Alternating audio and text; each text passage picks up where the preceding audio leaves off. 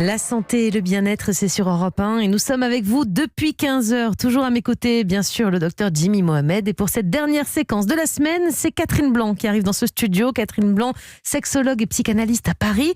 Catherine, on va finir la semaine avec une question de Rachel, 42 ans. Je vous la lis. Je me rends compte avec le temps que je prends beaucoup plus de plaisir avec un cunnilingus plutôt qu'un vrai rapport sexuel. Comment est-ce possible, Catherine ? Premièrement, pour reprendre les termes de Rachel, elle compare un cunnilingus à un vrai rapport sexuel. Je crois que vous nous avez déjà expliqué qu'un cunnilingus, ça peut déjà être un rapport sexuel, c'est ça ? C'est un rapport sexuel. On est bien d'accord qu'on est dans le rapport, relation. Certains diront que c'est des préliminaires. Voilà, mais bon. c'est un rapport, une relation sexuelle. On ne fait pas un cunnilingus avec son voisin. Si on tombe amoureux, mais son boulanger, Cunnilingus avec le voisin, oui. Non, mais voilà, ce que je veux dire, c'est que c'est pas avec la personne qu'on croise dans la rue, c'est un rapport sexuel. On n'est pas en train de compter fleurettes, on n'est pas en train de se parler, on est vraiment en train de faire de la sexualité. Et le cunnilingus est vraiment un organe de la sexualité. Donc le vagin n'est pas le seul organe de la sexualité et le cunnilingus est actif dans la sexualité, y compris pénétrante, que ce soit donc bien sûr et par la pénétration, par voie interne, mais aussi par voie de cunnilingus, sans qu'il y ait une nécessité de pénétration. Oui, donc ça veut dire d'une façon générale, pour prendre du plaisir, il n'y a pas forcément besoin de pénétration et c'est valable à la fois chez les hommes et chez les femmes. Bien sûr, il y a des hommes d'ailleurs qui n'ont pas, il y a des moments où ils n'ont absolument pas envie de pénétration, ils veulent avoir de la jouissance au niveau de leur pénis et ils veulent avoir la jouissance de leur éjaculation et qu'importe que ce soit un vagin ou une bouche. Et après tout, ou une main d'ailleurs, la sexualité, nous avons des humeurs différentes, mais ce sont toujours nos sexes qui sont agissants, nos sexes qui sont fébriles, nos sexes qui s'excitent et nos sexes qui aboutissent dans une extase, quel que soit le mode, le chemin emprunté. Ce qui est étonnant là, c'est qu'elle parle d'un changement, d'une évolution. Elle dit, je me rends compte avec le temps que je prends, c'est-à-dire pourquoi ça a changé comme ça, pourquoi à une époque elle préférait peut-être la pénétration et tout d'un coup, maintenant c'est que le cunnilingus. Alors, ça peut dépendre de plusieurs choses. D'abord, je ne sais pas. Peut-être qu'elle a changé de partenaire, mais elle signifie pas ça, donc je ne sais pas. Alors, ça peut être parce que, alors peut-être que c'est un changement de relation et une autre façon d'être abordé, et peut-être un cunnilingus absolument délicieux découvert avec un autre partenaire. Pourquoi pas ? Ça peut être aussi parce que plus d'inconfort dans la pénétration, une difficulté à la lubrification. 42 ans.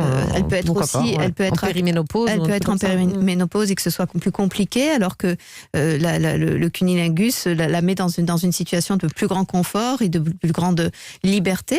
Peut-être aussi parce que il y a eu un temps justement où elle avait envie d'être pénétrée pour faire des bébés, qu'elle a 42 ans, même si elle n'est pas en périménopause, elle a plus le projet de maternité, de bébé, donc du coup, elle a envie de quelque chose qui ne raconte pas le lieu de la maternité ou l'aboutissement ou le passage pour la maternité, mais plutôt quelque chose qui va évoquer son plaisir à elle, plus dit égoïste, sans nécessairement être dans un partage avec l'autre ou dans une attente que l'autre vienne combler, remplir ce lieu-là. Donc ça veut dire qu'on peut avoir une sexualité épanouie pour une femme simplement avec des cunnilingus où on a besoin de tout ce qui va avec.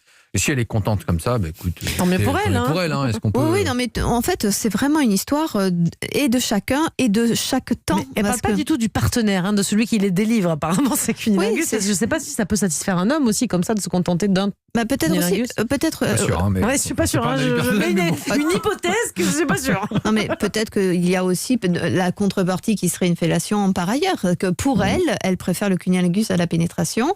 Peut-être aussi parce que ces pénétrations n'ont jamais abouti à quelque chose de jouissif et que du coup, de guerre lasse, elle a investi ce qui la met dans un état d'extase.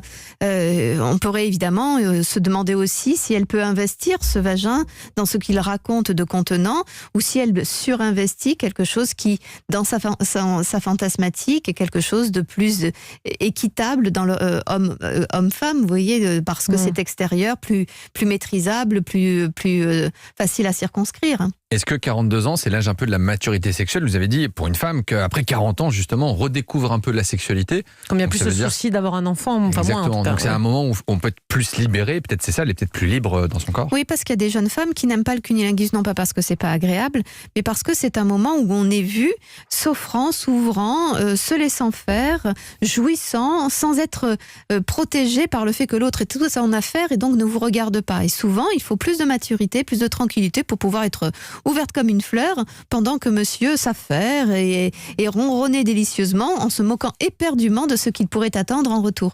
Il faut un peu de maturité pour oser ça aussi. Après, ça, à condition de pas trop virer à l'égoïsme. Ça vous fait rire, Jimmy?